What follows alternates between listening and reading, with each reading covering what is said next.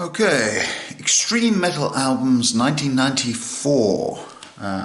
Cool. I was just going through my collection, and a lot of the ones that I thought that came out in 94 actually came out in 95.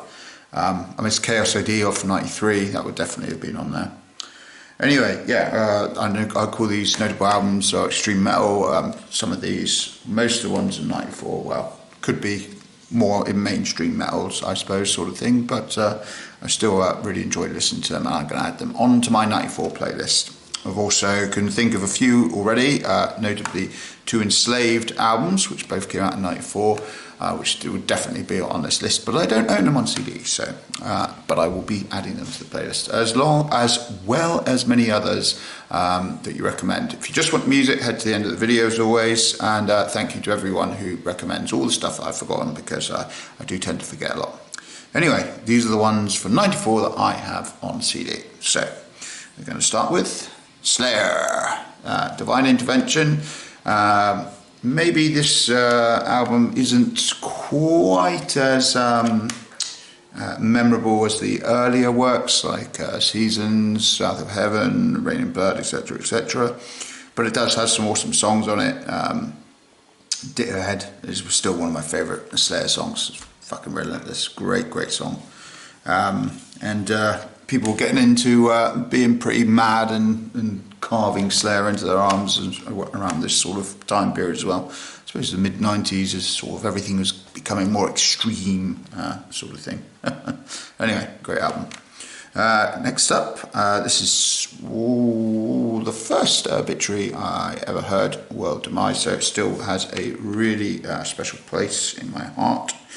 I love the, well, obviously the Don't Care and the transition to World Demise, and just, yeah, it's a really cool album. Sort of getting on to the old, I don't know, ecological, environmental issues, which is a bit strange for death metal, but, you know, still pretty cool. Yeah, very classic album, in one that I'm very fond of. Excellent. Let's move on to something which obviously I didn't own at the time, but I did buy the sort of reissue from Repulsive Echo Records. I don't know. I think he was called Kostas, the guy who was running that label from Greece. But yeah, this is a really nice repressing of a really cool death metal album from '94. Yeah, it's got loads of nice flyers and stuff in it. Really nice job done on this repressing.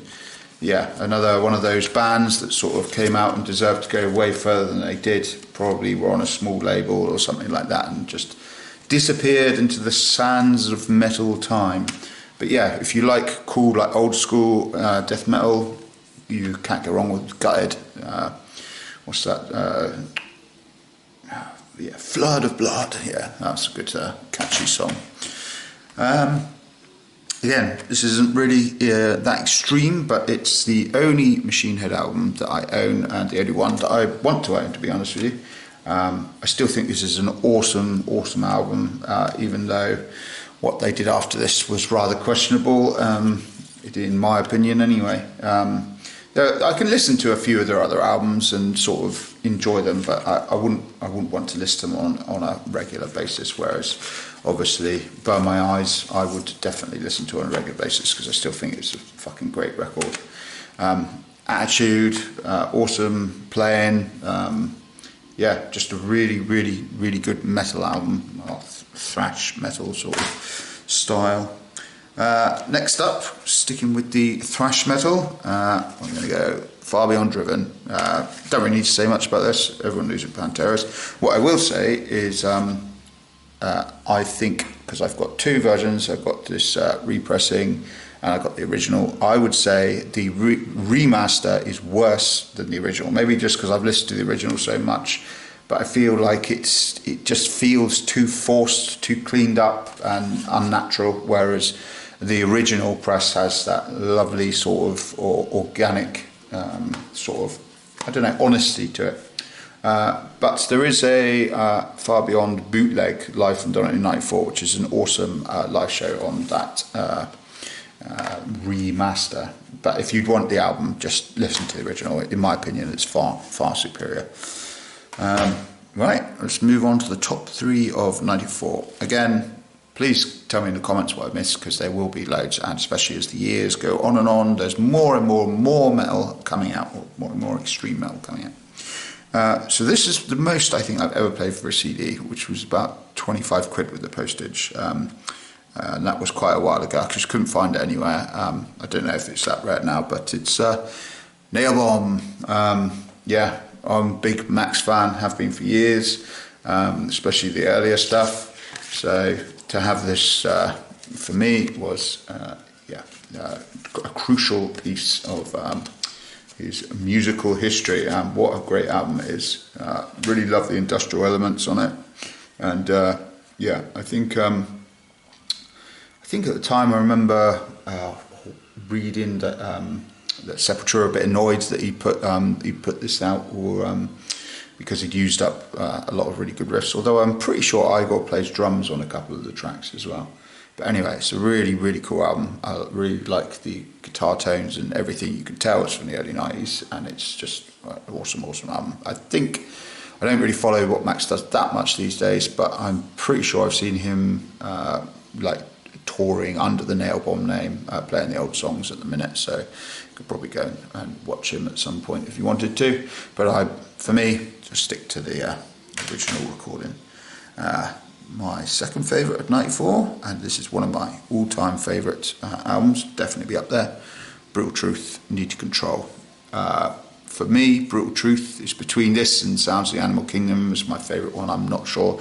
I really like both of them. They're both quite different, but yeah, what an amazing, amazing album this is. It's what I would say for grind. I think this came out at a time when grind was all still so new that they actually had the production on this album for grind is amazing. I mean, I'm not actually sure where it's recorded. I don't know if it's Morrisound or something. Oh no, it's Colin Richardson. Yeah, that's why. But yeah, it's an amazing, amazing, amazing album. I really love this album. Can't go wrong. Old school Brutal Truth, amazing. And my favourite album, 94, and definitely would be close to being my favourite death metal album of all time, if not my favourite. It's probably when I first started getting into death metal, I got absolutely addicted to this album. Yeah, just singing along, figuring out all, reading the lyrics and just being like, oh my God, yeah. So, Cannibal Corpse to Bleed In. Obviously, this is a reissue, not the original. But yeah, this album, if it's not my favourite death metal album of all time, then it's pretty close. I just think the songwriting is so good on it. There's not a weak track on it. It's just, yeah. And Barnes's vocals, even though arguably his performance on Tomb is just like it's definitely up there for all-time gutturals. But I liked the way that his pronunciation became more prominent on the bleeding. Other people who are into death metal don't like that so much, but personally I like it. And seeing as it was the first one I got into, it was the first one I could start to understand what they were saying and stuff like that. So I really practiced my own sort of death metal vocals a lot to this album, and I mean a lot. I listened to this album a lot. But yeah, it's definitely up there. I mean, just can't go wrong. The Bleeding by Cannibal Corpse. So that's it for 94 for me. I know for a fact there's going to be a lot of black metal that I don't have. Like I say, I can think of those two Enslaved albums.